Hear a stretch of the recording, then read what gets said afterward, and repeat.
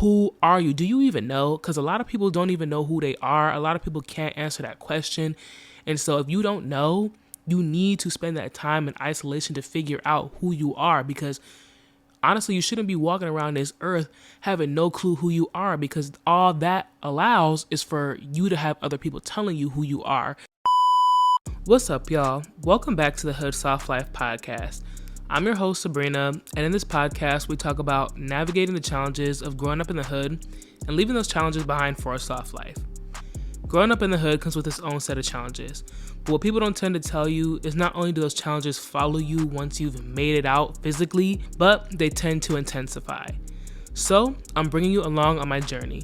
I'm going to be honest with you about the struggles and the lessons that I'm learning to achieve a soft life. In this episode, we're going to be talking about the 5 things isolation can teach you. So, let's get started.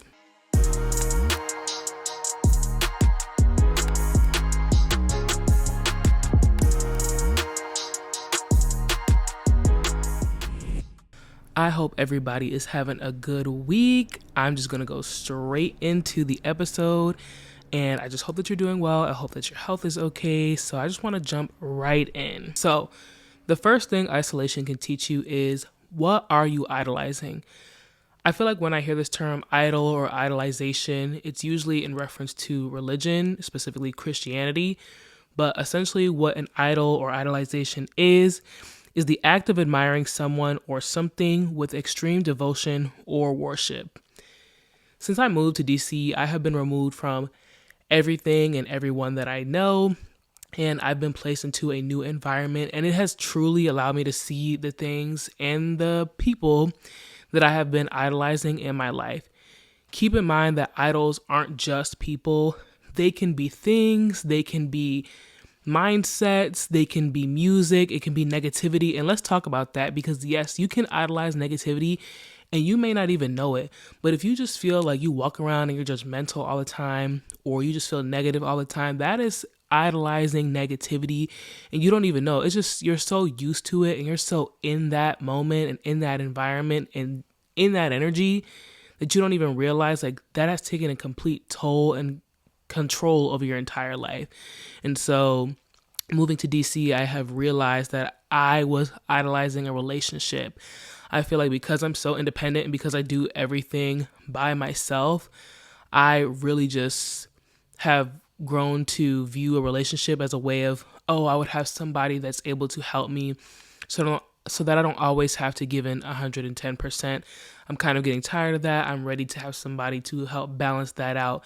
And so I think I started idolizing a relationship because I was looking for like who can help balance out my 110% so that I can finally take a break and pause, and where can I get this relationship from, and just idolizing that like give and take of a relationship, and not understanding that when you idolize something and when you put something above God, above yourself, above whatever, you really have zero control over your life. It takes a complete toll on you and you don't even notice it, because like, for example, with me idolizing a relationship, like me wanting to be in a relationship, it doesn't sound like a bad thing, but it's just like, okay, how can I find a man? How can I be in a relationship with somebody? How can I finally get somebody to give me what it is that I'm looking for? And then it starts to low-key cloud your judgment because you're putting all your energy into this one thing and you admire it and you're so devoted to it that you want to do whatever you can to get to it, that sometimes you might settle, or sometimes you might even accept counterfeit because it looks like the perfect thing. It looks like the thing that you wanted this entire time, when really that is not even what God has for you. That is not the thing that you're supposed to have. But because you want it so bad, because you idolize it and you worship it so badly, you just want it because it's right in front of you. But not everything that glitters is gold. And again, it doesn't have to be a relationship. If you idolize money and there's a job offer that is offering you 6 figures plus, but it's a job that you're probably going to hate, or you would have to give up a lot of your free time, whatever the case may be, you might want to take it because you idolize the money. All you're looking at is, oh, I'm going to get paid this, that, and the third, and money will replace the fact that I have to give up all my life to work this job, or whatever the case may be. But you're so devoted to the money, you are worshiping the money so much that you're not even realizing what you have to give up to get that money. I have a list of things that you can idolize, and I just need to go down every single one of them. So, like I mentioned, it can be a person, it can be money, a house, cars, relationships, hard work. You can idolize hard work. Don't get me wrong. It is a good thing to be a hard worker. It is a good thing to value hard work. But when you idolize hard work, when you are worshiping hard work, you are working yourself to the bone without recovery. Being a good hard worker is somebody who puts their self into their work and also knows when it's time to take a break, because you cannot empty your cup and then expect to do well and all the things that you want to do well. And you cannot be a hard worker and a good hard worker if you don't rest and if you don't recover. And so you can idolize hard work. You can idolize negativity. I already talked a little bit about this, like just talking about people all the time, gossiping, or just being so judgmental. Those are some ways that you can idolize negativity. You can idolize complaining. I'm somebody who complains a lot, and I've been working on that because I've started to notice it. I'm like, that's so annoying. I feel like everything that comes out of my mouth is a complaint. So that is something you can idolize. You can idolize negative self-talk. You got to be careful with some of the things that you say to yourself. If you're like, oh, I'm so dumb, I forgot, da-da-da-da-da. Like, chill out with that, because saying that stuff all the time, it's just wearing you down. You think that it's a joke or you think that it's lighthearted, but you really shouldn't be speaking that type of stuff onto yourself. You can idolize music, weed, or other drugs. We don't do that around here though. Alcohol. You can idolize sex. An idol is anything that you have an extreme devotion or worship for. There might be things that I didn't even list that can be an idol. You can literally idolize anything. And if you are putting it over your relationship with God, if you are putting it over your relationship with yourself, it is not going to do you any favors.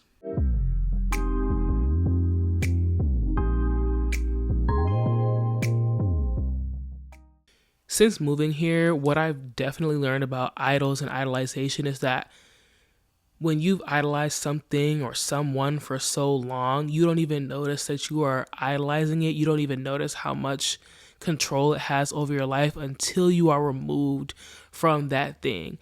Being in Connecticut or in Massachusetts, because I was across both of them, being in Connecticut and Massachusetts, I idolized relationships so much because I was hyper independent and I was so tired, and I felt like I was constantly working hard, and I idolized hard work, but I wasn't resting, I wasn't recovering. And because I wasn't resting and recovering, I was expecting that a relationship would help me do that. And it wasn't until I moved out here and I was really just isolated. Like, there are a few people that I know out here, really just two.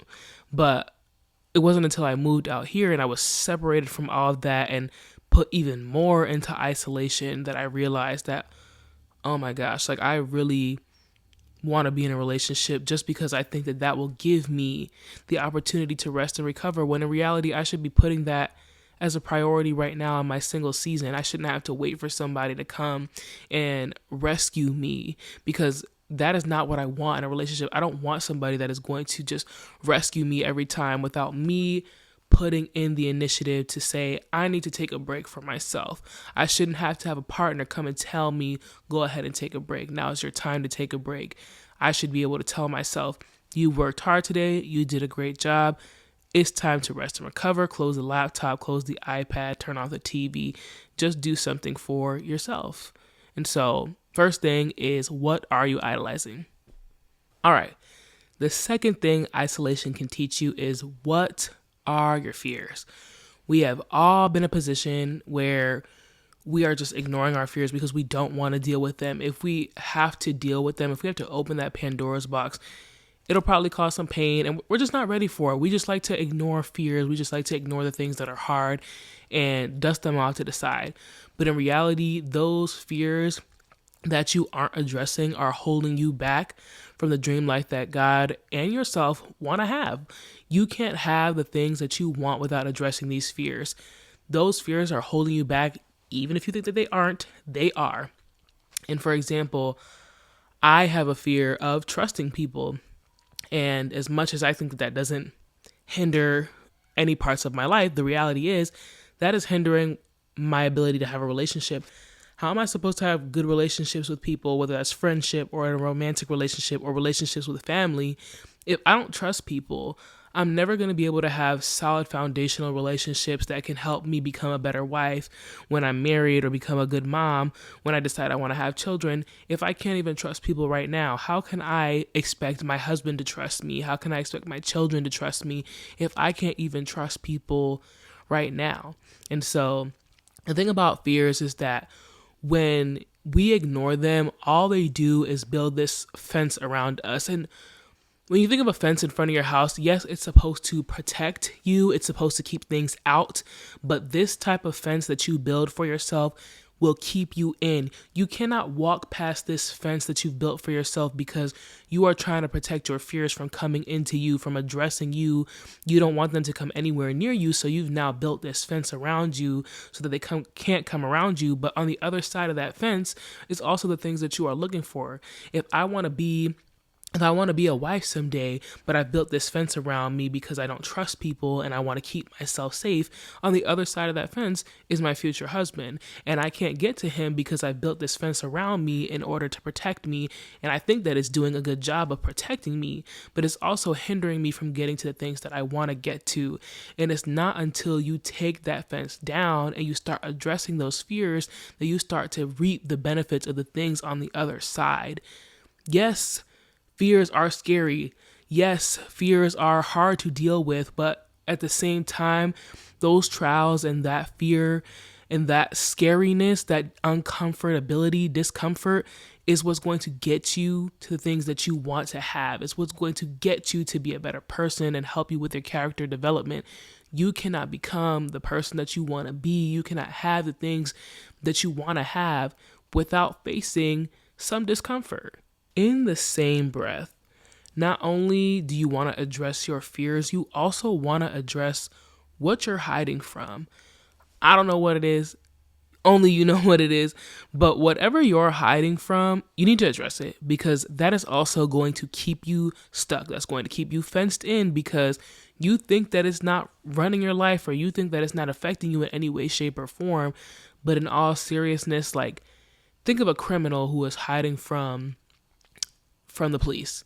They have to keep running in order to stay safe or in order to stay protected. And they think that they're doing themselves a favor, when in all reality, they are wasting so much energy running instead of just facing facts. And not to say that you're a criminal, obviously, but when you are running from something, when you are hiding from something that you already know you're hiding from, you are putting too much energy into that. Instead of hiding from that thing or running from that thing, just address it, because yes, it'll be uncomfortable, and yes, it might even be more energy to address it in the moment, but at least it's not a persistent energy usage that you have to keep doing for a long period of time. You can just address it, go through however long it takes for you to go through it, and then you're done. You've already addressed it. There should really be nothing left if you addressed it properly. So, number 2 teaches you what are your fears and what are you hiding from.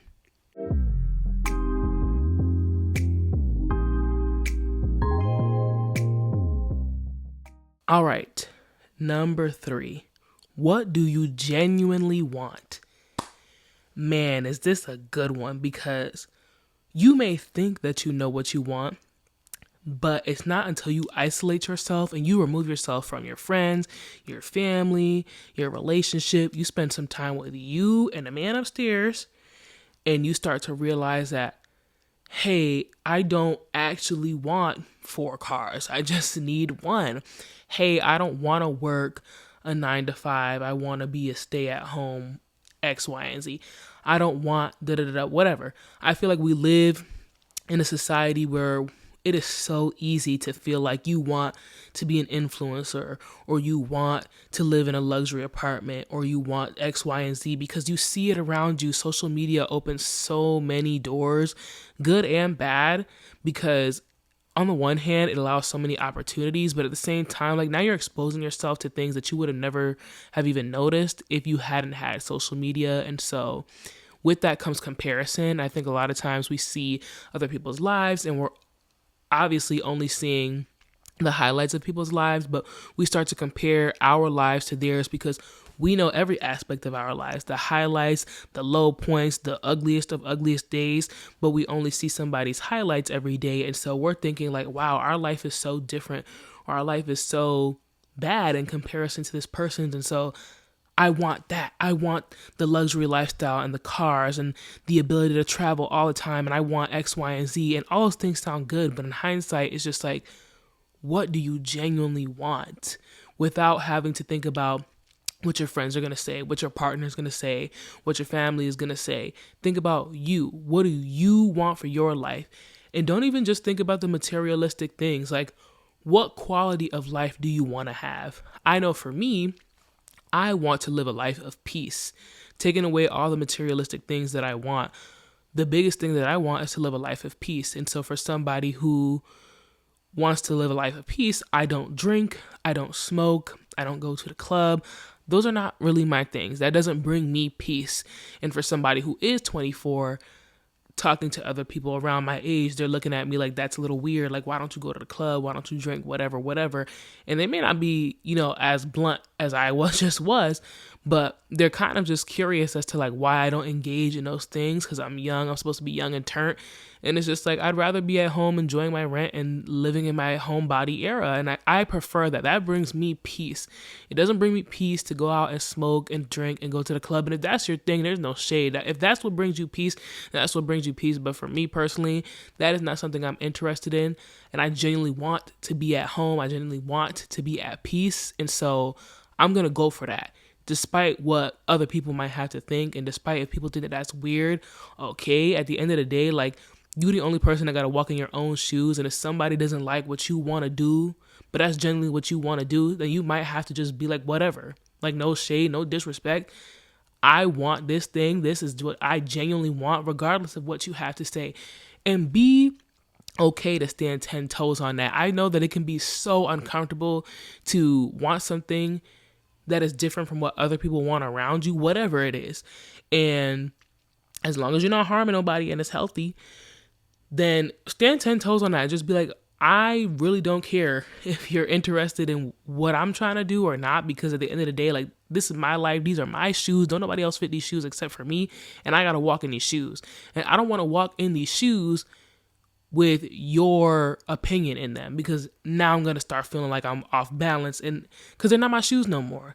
Now you over here trying to put you trying to fit your big ass feet, no shade, into my shoes, and they're uncomfortable. We both can't fit in the shoes. I can't have your opinion on my life. I can't have you telling me what I should do because it's cool. I can't have society telling me what I should do because it's valid and because it's popular. If that's not what I want for me, if that's not what's going to fit in these shoes, then that's not what's going to fit in these shoes. So, number 3, what do you genuinely want?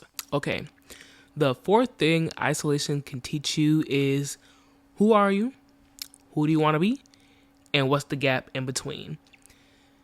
It is very, very easy to leave the house every day and put a mask on the second that you step outside. We all do it. We all want to fit in. We all want to find friends. We all want to be accepted, have community, etc. And so there are small and large things that we change about ourselves on a daily basis to be able to find that community and to find those friends. But who are you? Who Sabrina is when she is alone is completely different from who I am at work, who I am with my friends, who I am around my family, who I am on this podcast, who I would be if I was in a relationship. And so who you are when you are alone is who you genuinely are.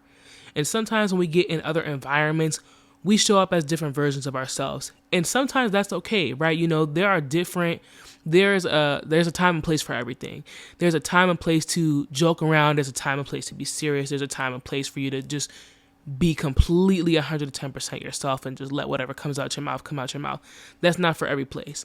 But what I'm saying when I say who are you and who do you want to be is just like, who are you? Do you even know? Because a lot of people don't even know who they are. A lot of people can't answer that question. And so if you don't know, you need to spend that time in isolation to figure out who you are, because honestly, you shouldn't be walking around this earth having no clue who you are, because all that allows is for you to have other people telling you who you are. And then you start to become that. And there's always going to be this cognitive dissonance, this disagreement between you and your brain of this doesn't feel like me. This doesn't feel right, but I'm going to keep doing it anyways because so-and-so told me that's who I am.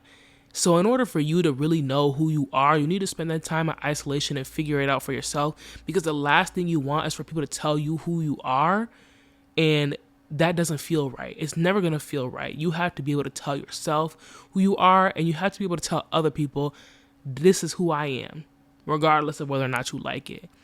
And in that time that you spend in isolation, when you start to realize who you are, you're going to also start thinking about who you want to be.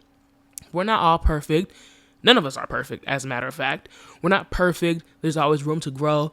We're not where we want to be. We're not at the final step, and if we were, then we wouldn't be here anymore. And so you start to think about who you want to be in the future. You know, if you want to be a parent, what type of parent do you want to be? If you want to be a spouse, what type of spouse do you want to be? If you want to have your own business and be an entrepreneur, what type of entrepreneur you want to be? If you want to go back to school, blah, blah, blah, all that extra stuff. And so when you start spending that time alone, you start to figure out who you are. You start to figure out what you want to have in this life and what your future is looking like. And you start to think about like, okay, if this is who I am now, and this is who I want to be, there's a gap in between, and I need to figure out how I'm going to close that gap so that I can get to who I want to be. And I am currently struggling with some insecurities. And so even when I'm by myself, those insecurities show up, and I am not 100% comfortable to even engage in some of those things or to acknowledge some of those things by myself. But all that shows me is that I need to spend my time in isolation and really show those parts of myself some love and embrace those parts of me, because that's who I am. And if I don't embrace those parts of me when I'm alone, I'm definitely not going to be able to embrace them in the company of other people that I'm comfortable with, because not everything is for everybody, and that will be a whole other episode on its own. But I also want to embrace those things because, one, they're who I am, and I should show every part of myself some love. And two, they are also going to help me to get to who I want to be and help me bridge the gap. Number 5, and I'm coming for myself with this one. Number 5, the 5th thing that isolation teaches you is, what are you holding on to? Are you holding on to any grudges? Because I am, and I'm not even going to sit up here and pretend like I'm not. Are you holding on to grudges? And if you are, let them go. Figure out how you're going to let them go. And I'm talking to myself right now because I'm not perfect either. There are some things that I am holding on to tooth and nail, fighting for my life, holding on to these things for. And as much as I think that they are not taking up any energy, they are. They take up energy every single day. Even though they're not at the forefront of my brain, they take up so much energy.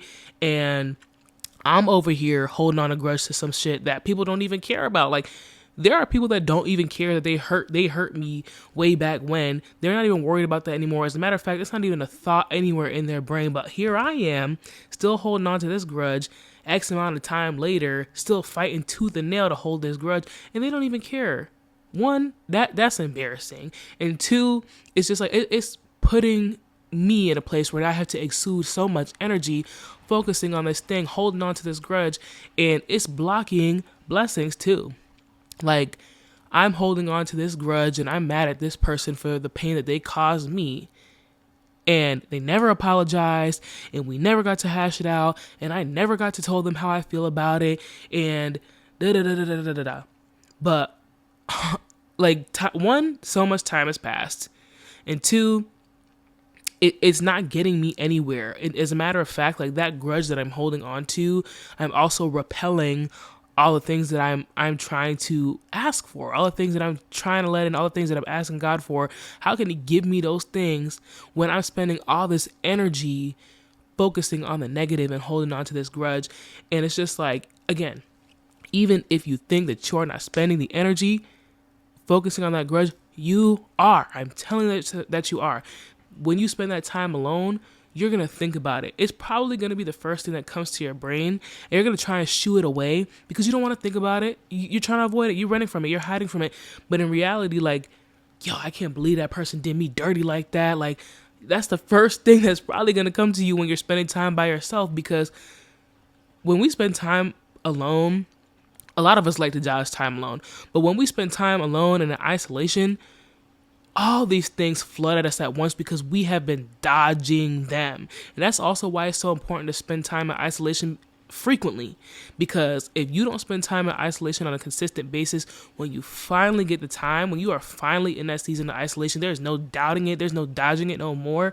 So many things, you are opening floodgates, and it's going to be overwhelming. That's why it's important to spend time in isolation on a consistent basis so that you're not overwhelmed, so that you can spend your time thinking about this. And okay, I've thought about this and I've handled this and I'm going to put a plan in place to deal with this. And then you go about working on it and you're doing your thing. And you might still even be in that isolation season still while you're working on that. Or maybe your isolation season is over. Try to say that 5 times fast. Maybe your isolation season is over, but you're still working on this thing. And then by the time your next isolation season comes, you are working on something else. It might be different for everybody, but stop avoiding your isolation season, because the more you avoid it, the more you're going to have to deal with when it finally happens, because you can't keep running from it forever. It's like burnout, right? You can't just keep working hard and working hard and working hard and taking no breaks, because at some point, your body, your mental, your spirit is going to tell you, yo, you need to take a break. Like, I don't care what you say. I don't care what you have going on. I don't care where you're going next week or what you have going on tomorrow. You need to take a break, and I'm going to stop you. And same thing for isolation. If you don't deal with it, if you don't spend time in it, if you keep avoiding it, at some point, your mental, your spirit, your body is going to tell you, bro, we're done. It's time to get into isolation season.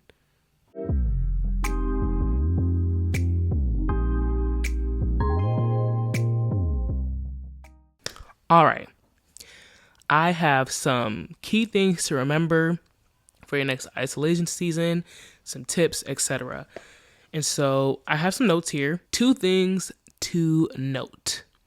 The first thing is that there's a difference between isolation and being alone.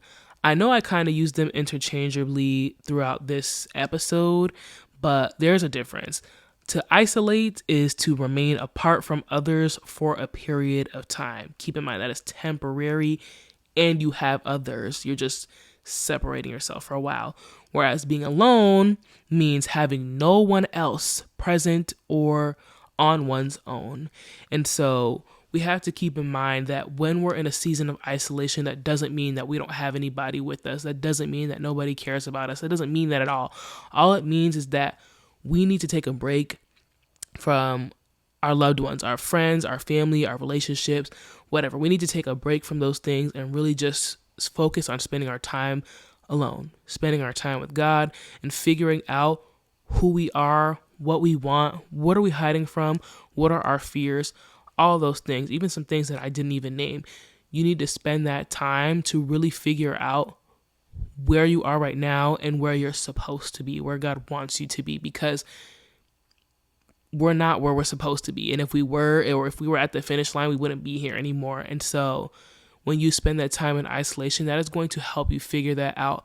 And I'm not saying that you can't talk to anybody or that you can't go out with people and spend time with people. I'm not saying that. But what I'm saying is that when it's time to come home, embrace that. Don't try to avoid it.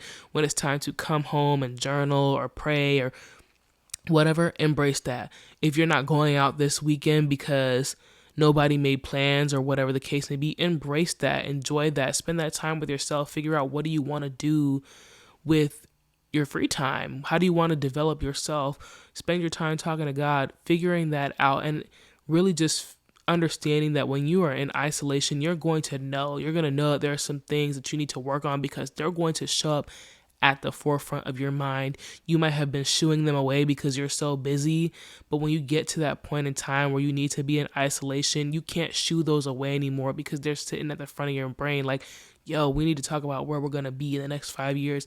Yo, we need to figure out how we're going to eliminate these grudges that we have so that we can get to the relationship that we aspire for, so that we can get to the point where we can allow ourselves to be a good wife and to be a good mom or whatever you want, to be a good entrepreneur. I have these fears of success. And so how can we work on those fears of success so that I can be a good entrepreneur, so that I can have a good business, and so I can give back to my community, etc. So understand that there's a huge difference between isolation and being alone. Number 2, getting used to spending your time in isolation is not going to be easy. And I'm not even going to sit up in here in front and try to pretend like it is, like it's going to be this great and dandy thing. No, it's not. I've gotten to a point now where I love it and I just appreciate it so much, but it wasn't always like that. And especially in the beginning, I fell into depression because it felt like I was alone and I didn't understand the difference between alone and isolation. But you need to remind yourself that you are not alone. You are never alone. There's always somebody who cares about you. There's always someone who loves you, whether they are on this earth or not. There's always going to be somebody that loves you. And so keeping that in mind and also understanding that it's just going to be hard. Self-development, growth, all of it comes with discomfort. All of it comes with trials. All of it comes with difficulty. But pushing past that difficulty will get you to where you want to be, will get you to grow as a person, and you will be very proud of yourself when you see that you have pushed yourself past something that is difficult and you continue to do it despite the difficulty. Key things to remember in your next isolation season. Number 1, remember that you are not alone. You are never alone. There is always going to be somebody who loves you. There's always going to be somebody who cares about you physically. Maybe they're not here anymore. Maybe we're talking about God. There is always going to be somebody who loves you. And so try to remember that when you're in your season of isolation, because we mistake isolation and being alone a lot of the times. And so we feel like we don't have anybody when really we just need to separate from the people that we care about, from the things that we care about, so that we can really recenter and focus ourselves on who we are, what we need, what we want, and what we need to do. Okay, number 2, change your mindset on isolation. Keep in mind that isolation is a positive thing. It is very important for your character development to spend time in isolation because it's going to reveal the things about yourself that you maybe didn't get the chance to acknowledge because you had all these other voices around you. And also it's going to give you an opportunity to grow.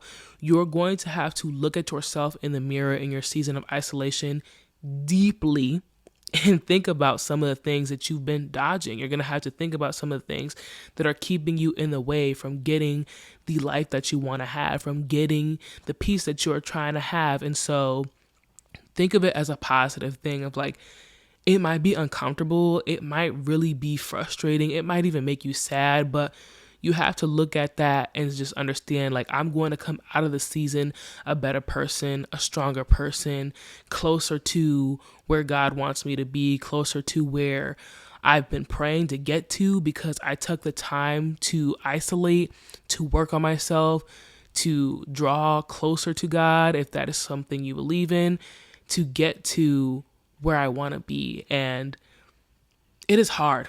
I'm not even going to sit up in here in front and pretend like isolation is this best thing in the world and you don't even notice that it's uncomfortable. No, you're going to notice that it's uncomfortable very, very, very quickly. I used to be somebody who loved dodging my alone time and spending time with other people as much as possible. But at the same time, I was also somebody who isolated for the wrong reasons, because there's a point of isolating for self-development, for character growth, and for healthy reasons. And there's also isolating because you are struggling with your mental health. You are feeling pretty negative, and just the negative parts of it, the darker parts of it. And I was kind of on the darker side. Now I'm more on the healthy side of isolation, where I love spending the time in isolation and just learning a little bit more about myself and what I want out of this life. And so just keep that in mind. It is a positive thing.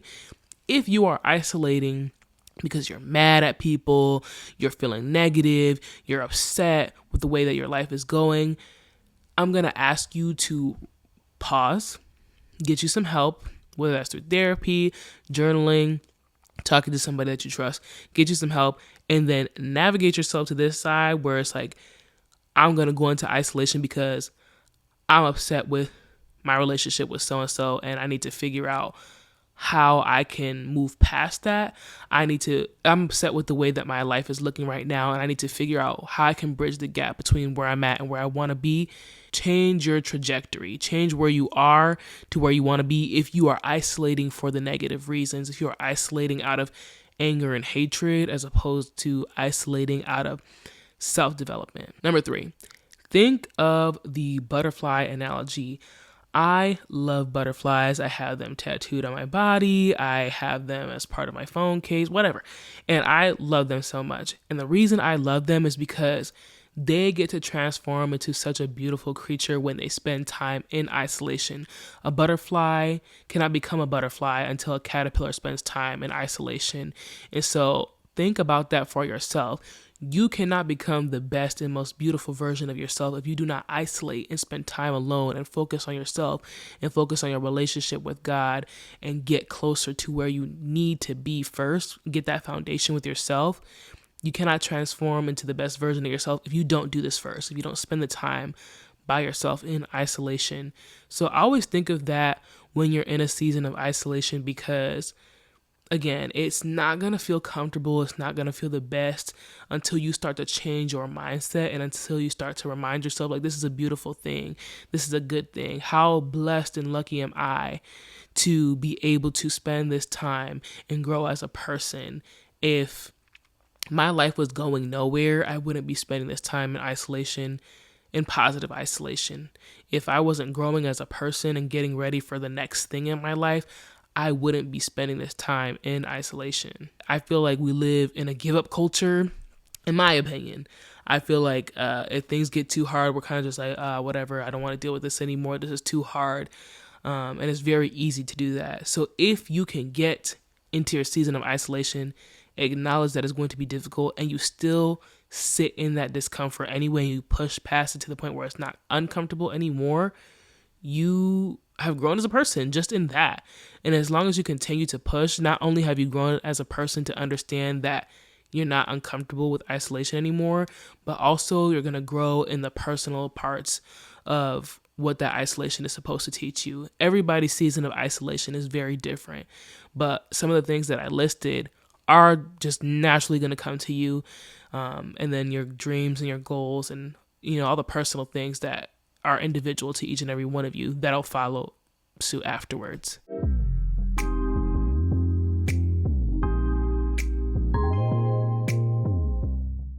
I didn't even realize that I didn't set up my little studio light until now. So I'm really hoping that, the lighting is good. I'll watch this back. But we are at the point where we have reached our affirmation for the week. And our affirmation for the week is short and sweet. But our affirmation for the week is: isolation is for my benefit. I welcome a season of isolation. So I'm going to go ahead and repeat that 3 times. If you have the ability to close your eyes, close your eyes. If you want to write this down, however you want to speak this positivity onto your life, find a way to do it. And so, isolation is for my benefit. I welcome a season of isolation. Isolation is for my benefit. I welcome a season of isolation. Isolation is for my benefit. I welcome a season of isolation. All right, that is all I have for you today. I would love to hear your thoughts on today's topic. You can go ahead and leave a comment if you are watching this on YouTube. If you are listening to this on an audio platform, you can head over to our social media platforms. That is the HSL Pod on both Instagram and TikTok, and you can leave us a comment there. If you are listening to this on an audio platform, feel free to go ahead and give us a rating, whatever you feel like the podcast deserves based off of your listening. Feel free to leave us a review. I would just love to hear your thoughts on the podcast. And so you can go ahead and follow us on TikTok and IG at the HSL Pod. And if you want to follow me personally and learn a little bit more about my personal life, you can follow me on TikTok and IG at SLIZET_21. But until then, I'll catch you in the next one. Bye.